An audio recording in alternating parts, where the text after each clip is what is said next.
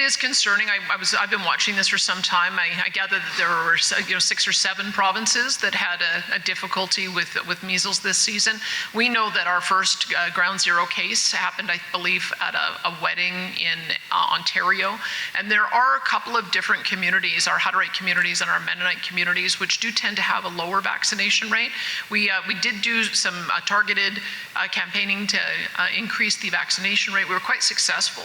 We saw an uptake, a 50% uptake in the number of measles vaccinations in some of those communities that tended to be have a lower vaccination rate. And I'm glad to see as well that the numbers appear to be abating. I think the last time I looked, we still had an outbreak of a handful of cases. But I think it's up to everybody to be vigilant in trying to make sure that this disease doesn't spread. It can have devastating impacts, especially on young kids. And so we want to make sure that everyone knows it's available. So a year ago, they should have worked to make sure that they had a permanent Chief Medical Officer of Health and empowered that person to be able to speak out publicly and ensure that everyone has the information that they need. Public awareness campaigns, access in under-immunized communities to make sure that we act quickly. The best day to act would have been over a year ago.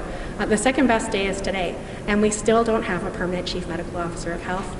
My colleague Sharif Haji has been calling on increased awareness around tuberculosis as well. Tuberculosis, measles, COVID immunizations, this used to be the basic work of government to make sure that people had information, took away barriers for people who wanted to immunize themselves and keep themselves safe or take preventative measure for things that they can't be immunized against.